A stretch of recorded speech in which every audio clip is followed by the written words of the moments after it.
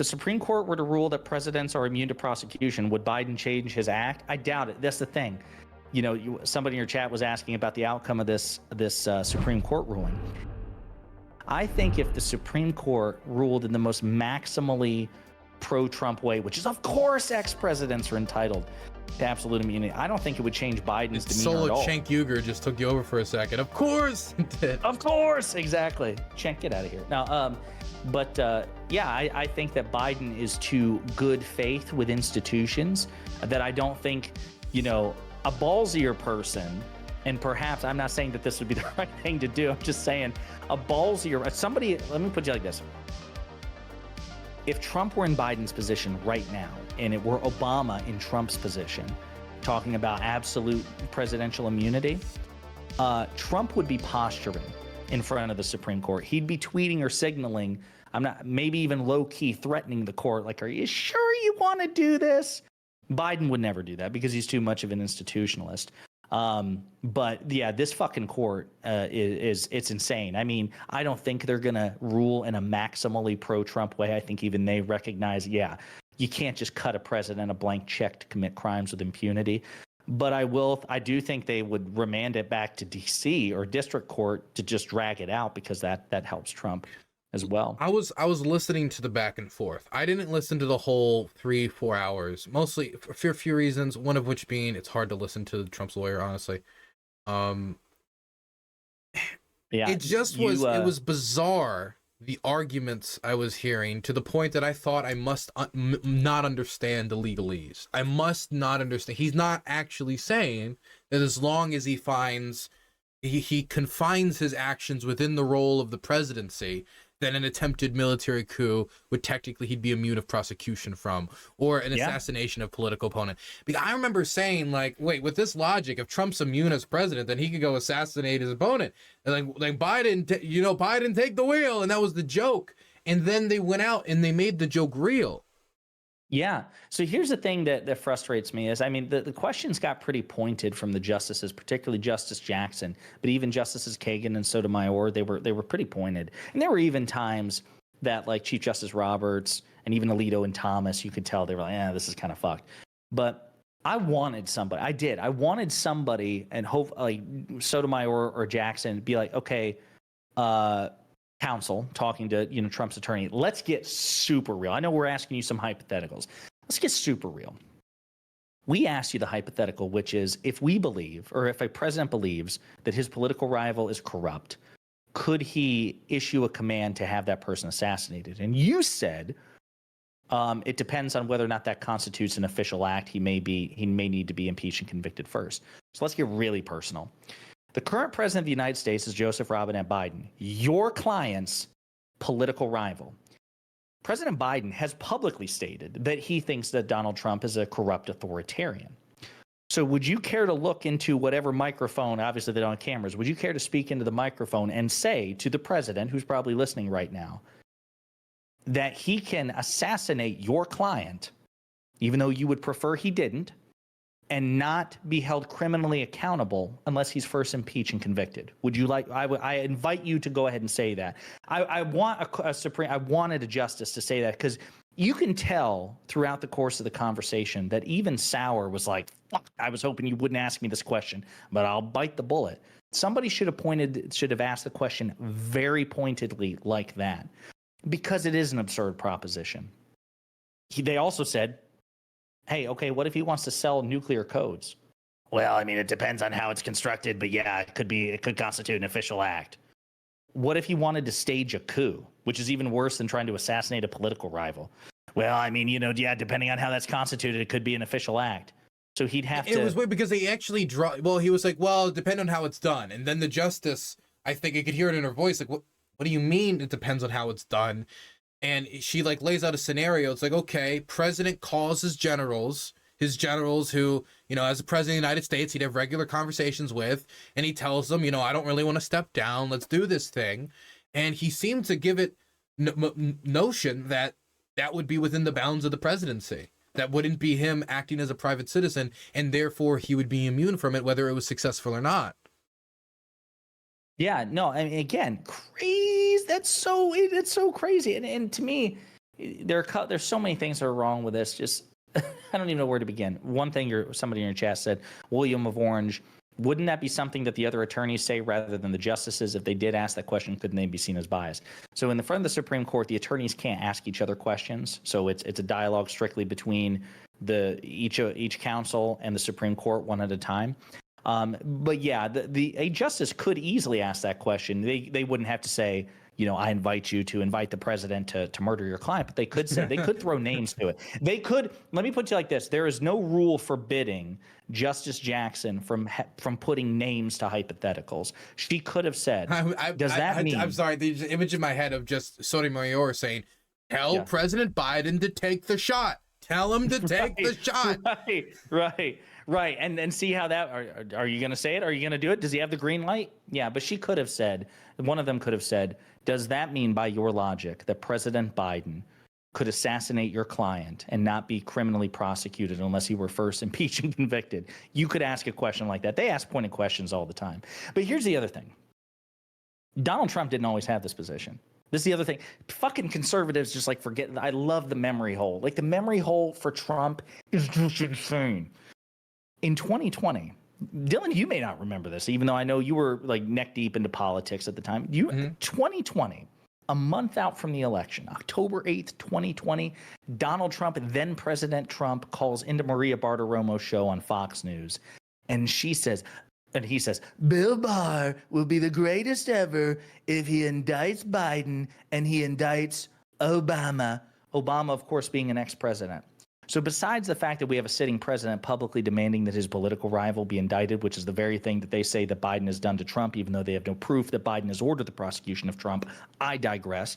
That was Donald Trump, a sitting president, demanding the prosecution of a former president. Now, mysteriously, the standard has changed, Dylan. Now, this presidency should be immune from criminal prosecution.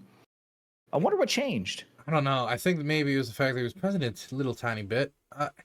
What scares me about this is this would be groundbreaking if they actually, I don't think that they're going to vote in favor, but it would be groundbreaking if they did. It would be institution destroying.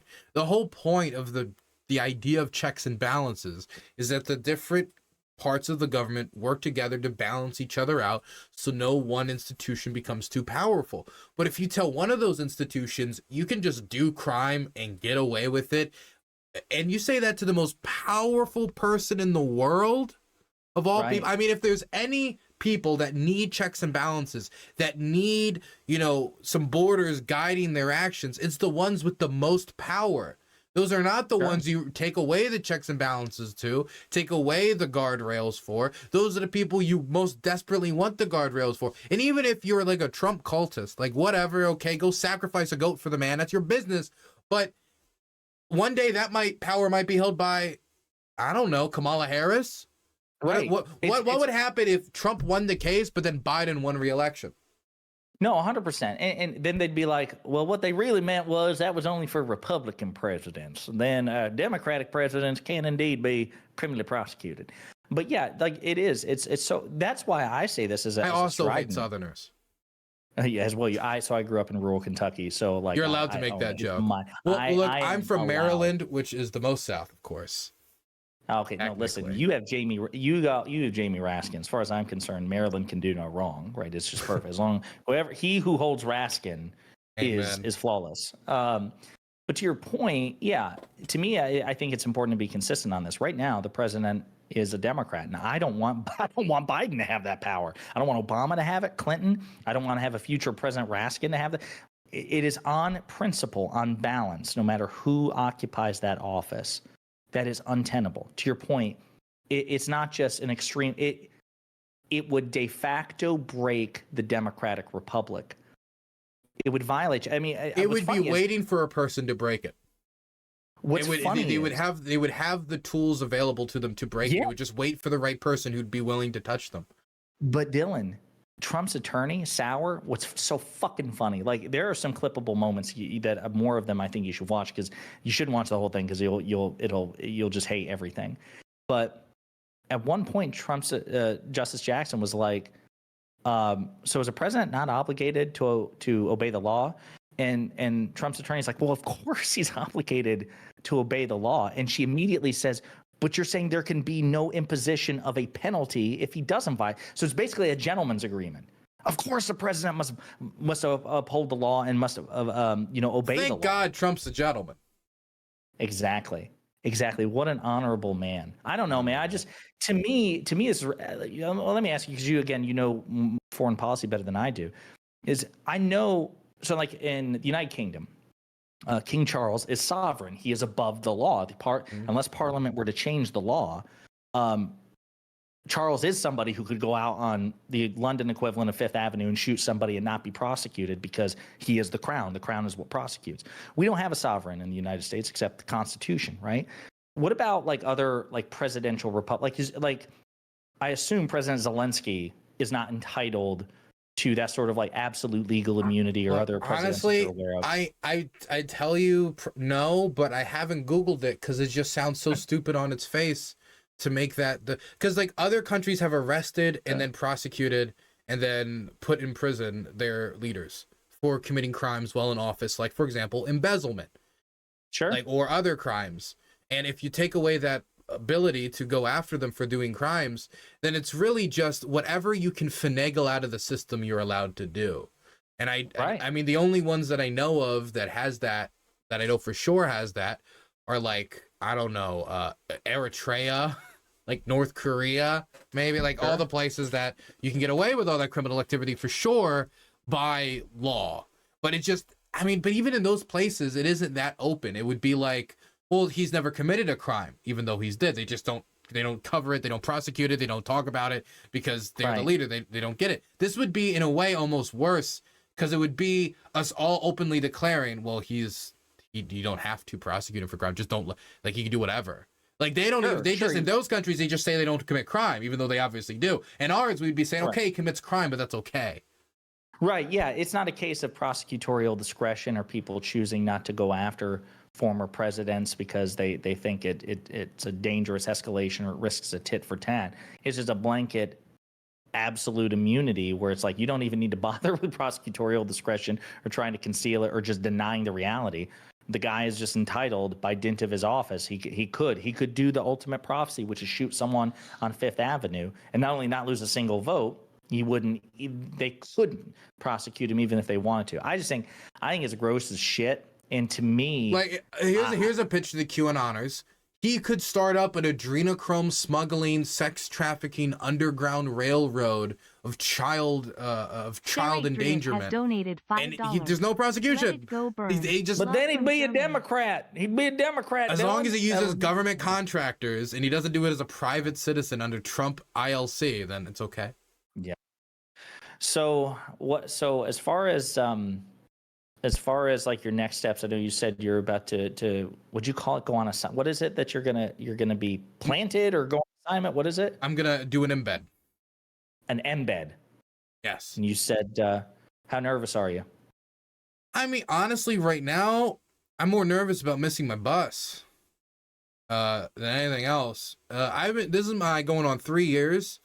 One more year, and it would be the length of, I mean, American journalists like covering with American soldiers World War II. I compare it to other wars. If this goes another 2 years, this year, which it will, and next year, which I think is likely, then I mean that's like 4 years of this that I've been doing it. I've been doing it 2 years already. So this is my third year. So I've gotten a lot more accustomed. I barely noticed the first time the air raid siren went off this time, but it doesn't mean I'm not still nervous. It's just that human beings will adapt to everything. I've gone to frontline villages in Chazav Yar where everything's getting shelled constantly, and there'll be civilians sometimes walking around. I saw one civilian, I think it was in a Rehiv, and they were just walking around with no shirt. They had a wound. Someone put a bandage on. He was just walking around, taking his daily jog. People, when put in those conditions, I don't want to say human beings are like cockroaches, but humans are like cockroaches. We are extremely adaptable. We find a way to deal with things. And so I am adapting to this, but I'm still nervous. I'm still nervous going into it. But you know, if I ever get like caught in like a doom loop, I just like find different mantras that I hold to be true that, you know, helps reassure me and to go through it. Listen, man, I can't imagine.